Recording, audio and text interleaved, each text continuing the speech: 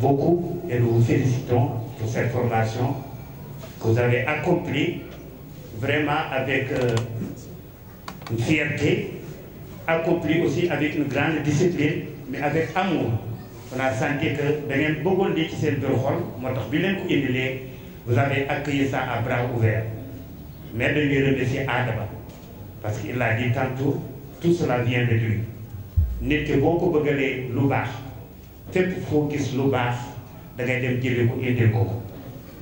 daf ma yéene rek que ni cette jeunesse là mën a dem ba ni à tel moment à telle époque peut-être ba mal moom ci niveau bee la nekk mais fàttewuñu parce que c'est pas facile mënu nekk fi ma nekk te très souvent ngay mën di bàyyi sa xel ba ci fi gën a sore donte ne ñun ñëpp benn lañu yàlla rek mooy def ay wërsëg ñi nekk ci kaw ñi nekk ci diggante bi nekk ci suuf ñi ci suuf nag ñu leen di ñaanal yàlla ñu dem ba yéeg ba weesu ñu ñoom foo xam ne fa la ñu toll loolu ñu ñaan yàlla parce que lépp lu am barke rek dafa war a law dafay law ci ay génération après nga gis ne ñu ne bon c'est à cause de telle ou de telle personne que tey génération bii ñi ngi def fii wala mu law ci yaatuwaay ñu commencé ko fii demain. On souhaiterait peut-être un Malien, ou bien des Maliens, des Guinéens, des Africains, ou bien ñu bokk sax Afrique ñu leen di dégg ne ils se sont inspirés de Baaba Maal Helping ba ñu ngi def la même chose pour changer la face du monde. Donc ça comme yàlla may nañu ñu dem ba yegg si fii tey di ñaan ñi nga xam ne ñoo doon formateurs yi am capacité yi wax nañ sax léegi augmentation de capacité waaw donc. yàlla ñu yàlla may ñu def ko mu gën a yaatu un peu partout au Sénégal que d'autres jeunes ou bien d'autres personnes vous pouvez même accueillir ñoo xam ne ils sont beaucoup plus âgés que vous qui avaient besoin par exemple de cette formation parce que man damay wax dans mon cas quand j'ai commencé à chanter à monter des groupes je savais pas que ni waroon naa am formation ce qui fait que ñun dañu dabe mais yéen bëgguñu yéen ngeen di dabe dañu bëgg fi ngeen di commencer c'est que vous avez tout entre vos mains ba nga xam ne vous pouvez faire la différence et c'est ça que Malal disait tout à l'heure on le remercie c'est quelqu'un koo xam ne que le Sénégal a besoin de lui à cause de sa clairvoyance besoin de lui à cause de sa sincérité besoin de lui à cause de sa témérité parce que il est très téméraire quand il dit ce à quoi il pense il croit il le dit sincèrement da ngay d'accord la wala d'accord mais li nga xam ne moom dëgg la li muy wax dëgg la si moom et ça on a besoin des gens comme ça may nuyu nag ñi nga xam ne bon comme maa ngi tudd Malal maa ngi nuyu waa Guédiawaye mënuñu wax Sénégal wax Dakar avec tout ce que ça comporte comme avancée sur le plan culturel sportif ak leneen te doo wax Guédiawaye gis nga taalu fari bii nekk si ginnaaw léegi bi ñuy ñëw maa ngi tàkkee le chauffeur de Oumar Wade man ko waroon a bàyyi ñu jiite ñun fii dañ ko xam waxtu naan fii bi pendant au moins 4 ans 5 ans ba 6 ans amul guddi boo xam ne jaar nañu fii une fois 2 fois 3 fois 4 fois fii la ñoom fooyee fii la ñu monté fii di Fouta la troupe théâtrale fii di Fouta après de las de Fouta jibe nañ de Fouta on a dit qu'il fallait former notre troupe fii la ñu ko former fii ci croisement Wakhinane donc fii c'était notre fief je peux même dire qu'il y a une bonne partie de notre répertoire fii moo ñu inspiré wala fii lañ jëlee suñu guitare joué ko ba mu dem ba yegg rajo Sénégal ba nekk bien avant le Dandeli et c'est ce qui a fait que Dandeli ñoom bi mu sosoo dama ne du ma ko yóbbu fenn mu nekk place am ku dul Guédiawaye parce que wóor na ma ne waa Guédiawaye ñoo ngi ci ñëw donc merci à vous merci à Malal pour te dire que je serai toujours prêt à venir retrouver des gens yoo xam ne ils se mettent au service de la jeunesse parce que on nous donne des responsabilités dans le monde ci secteur yu bari mais comme on est des hommes et des femmes de culture ci culture la ñuy sukkandiku mais dañuy wax toujours même dans la lutte contre la désertification boo xam ne mooy introduire par exemple dans le reboisement dans la protection de l'environnement dans le développement durable même dans tout cela on le dit il faut vous appesantir sur 2 couches sociales benn bi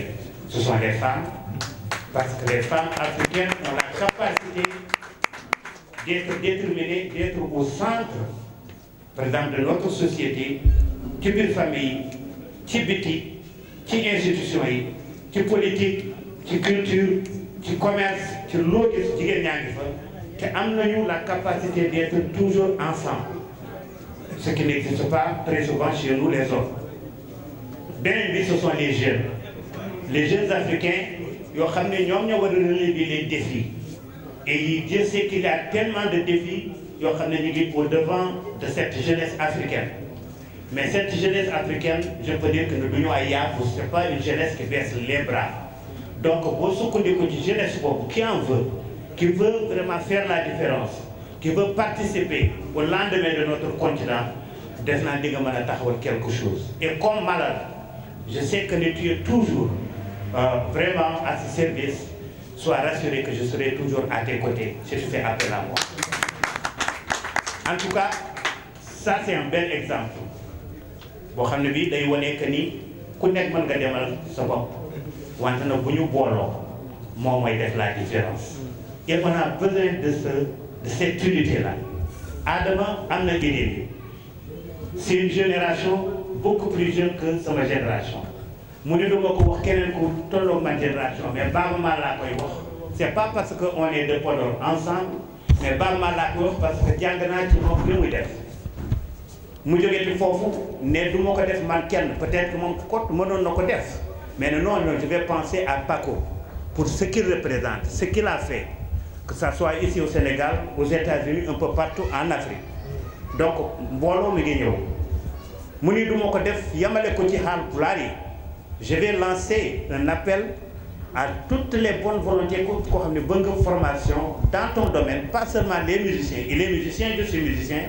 Mais il n'y a pas que les musiciens qui ont répondu à son appel via Internet. Donc, il faut dire que le monde est devenu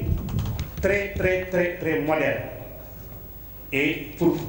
utiliser cette modernité pour faire la différence, je pense que exemple yu mel ni yoo xam ne c'est des exemples communautaires, des exemples yoo xam ni qui font qu'on peut dire qu'on peut partir d'une toute petite chose, d'une toute petite idée, avec détermination, avec inspiration, avec organisation et surtout organisation pour faire quelque chose de consistant pour le monde. Je ne dis pas seulement pour le Sénégal, mais pour le monde. Donc merci à vous tous, surtout à vous les récipiendaires. J'ai été agréablement surpris parce que Adam m'a rendu compte. Il est venu me dire un jour au téléphone, mais grand, tu sais que ce à quoi je m'attendais après cette formation, am naa lu wees sama njort parce que gis naa la compétence qu'il y a dans ces récipiendaires, mais aussi l'intelligence bi nga xam ne dem na ba fexe ba ñuy booloo nekk ay groupe A, groupe B, groupe C, ku ci nekk si ñoom yor sa groupe WhatsApp di continuer en dehors de la formation, de collaborer, d'échanger et d'aller vers de l'avant. Mais ça montre déjà que li ma doon wax énergie boobu mi ngi foofu déjà. Et si cette flamme-là, on n'arrivait pas à l'allumer, sincèrement, ce serait une faute. Je vous remercie beaucoup. maa ngi leen di baalu ak yéex nañu ñëw parce que sinon on aurait beaucoup plus de temps pour que donc soyez les bienvenus. On fera tout pour que ngeen en place bi mobiliser jeunes yi pour que tout cela puisse se passer dans de très bonnes conditions. Non, tu disais que les femmes et les jeunes. Non, je disais que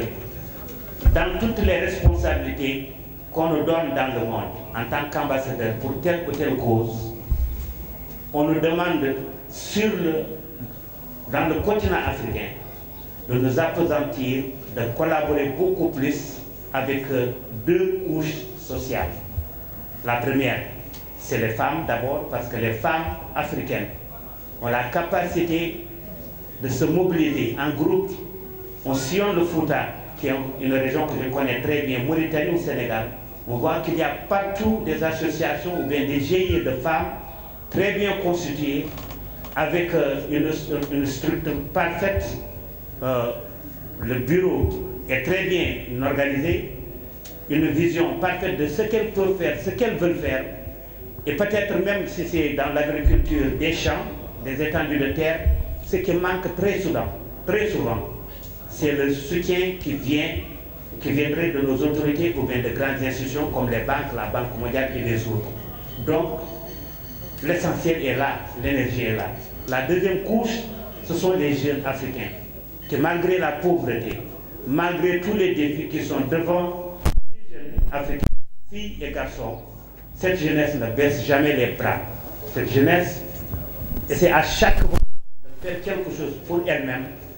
pour soi-même, pour sa famille, sa localité, sa communauté, son pays et son continent. Et déjà, c'est une énergie qui est là. Il faut quand même accompagner cette énergie. Bien nommé Bandra Besséla de Bédouilti.